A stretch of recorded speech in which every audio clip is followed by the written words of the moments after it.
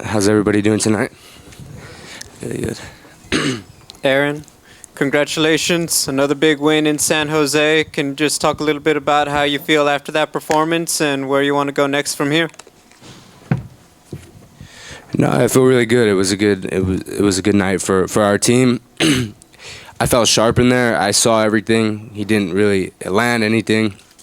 But there's still some adjustments I need to make and get better, obviously. But I think I don't really know. I obviously want to fight ranked guys and inch my way closer to being world champion, and just keep improving like I am. I'm having a lot of fun. I'm enjoying training, and it's the best job I ever had. I'd also be remiss if I don't ask your reaction to the title fight with AJ, and obviously this one was a big one and it didn't go his way.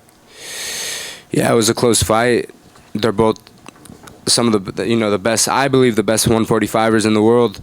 It's a close fight, but AJ's going to be back. He really, really is, and he has so much talent. So I just talked to him right now. I said, just keep your head up, get back in the gym, and you know what you need to work on, and he's going to be back for sure.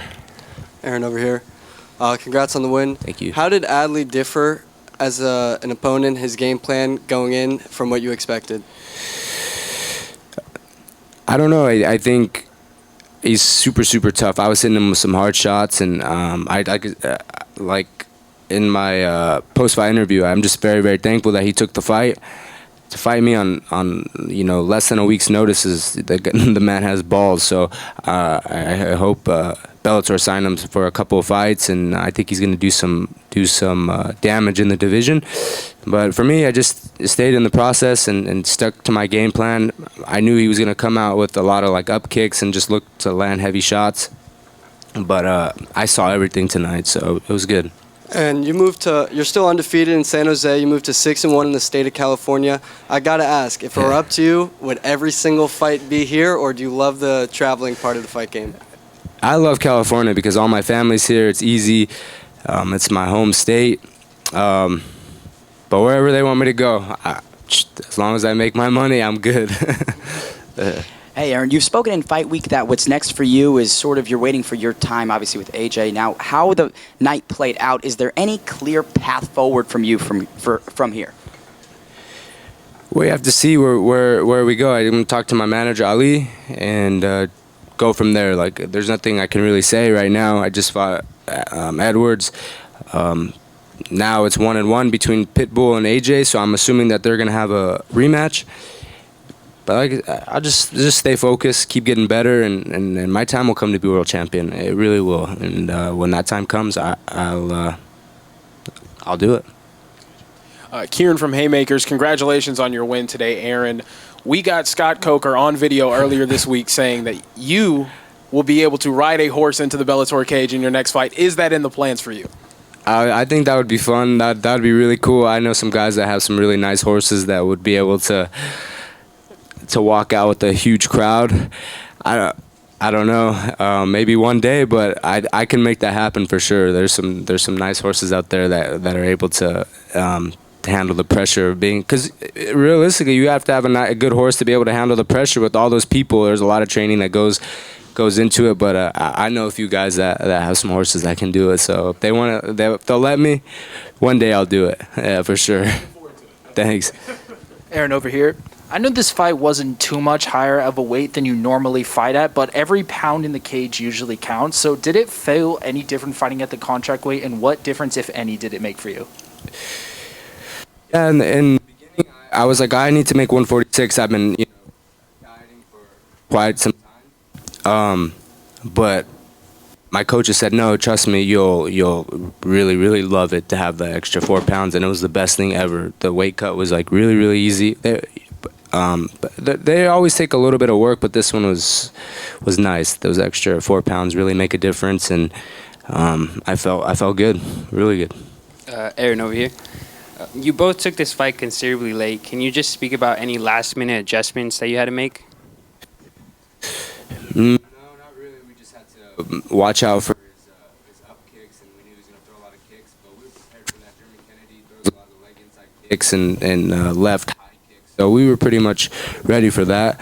Nothing really changed. Just beware.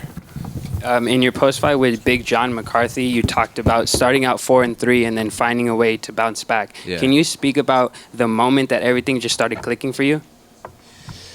I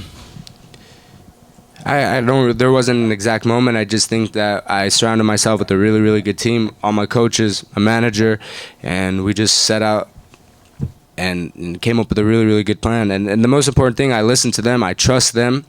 And I'm really enjoying the process. I don't really get distracted. I'm not, I really want to be the best fighter on the planet. I want to be a world champion. So I have a clear goal that I wake up every single day, and I know what I have to do. I trust my coaches. I trust my team, and my family's on board. So we're gonna get there. Aaron over here. Obviously, the story I think with this fight and the last couple have been your improvement, your build back, your comeback. You're looking better than ever. Do you feel like you've built yourself back to a point that your next fight should be, a co-main event, main event, something on a poster, the Aaron Pico show, so to speak? Yeah, that would be cool. That'd be really cool. But that's above my pay grade, so I don't really know if they do it. I'll be ready for anything. I'll fight a co-main event, main event, prelims. I don't care. Like I said, as long as I have my check, I'm cool. So your experience in Bellator, man, how would you describe it? I love Bellator. I really do. I've been with them since I've been 17 years old. Scott Coker signed me when he just had the position. I just re-signed with Bellator, a multi-fight contract. They're my family. They treat me really, really good here. I'm really happy with everybody, the people behind the scenes, Scott Coker, Mike Hogan. They all treat me very, very well. I feel like they are my family. I've been with them since I've been 17.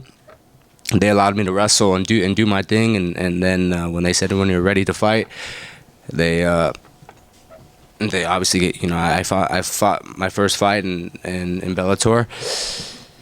They're my family. I love them. I really do. They treat me good. So I'm really excited to grow Bellator and put on good performances because we have some of the best fighters in the world here, and I want to go out there and show it. So if you had to describe your performance tonight in the ring in one word, what would that word be? Dominant. Dominant. Thank you. Okay, so two parts. First part, I guess Kennedy was supposed to be your opponent, and he's ranked, and you're ranked above, and that didn't happen. And of course, they got Edwards, right? So, who's a guy who's outside the ranking. So, even though he gave you a tough fight, you could say there's no real benefit in fighting someone like that because it doesn't necessarily raise your profile. Did you consider waiting for another opponent? It doesn't raise my profile, but it raises the numbers in my bank account, and that's what I'm happy about. So it doesn't matter. But you know what? I look at it like this. I got experience. I had to do another fight week, another weight cut, another walk. It all matters. It all counts, and everybody's keeping score. That's the way that I look at it. And I told my Ali, my manager, I said, I need to fight. I want to fight. It doesn't matter who, if it's a guy off the street or wherever. I want to go in there and I want to feel the pressure.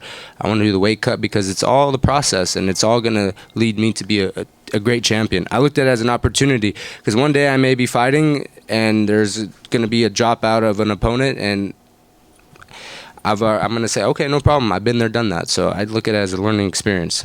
And would you say, as far as your in-cage performance, that you've become a more measured fighter as far as your decisions, your fight IQ, as far as when you strike, when you go for submissions, and so on? Like it seems like you're less impulsive than when we first saw you.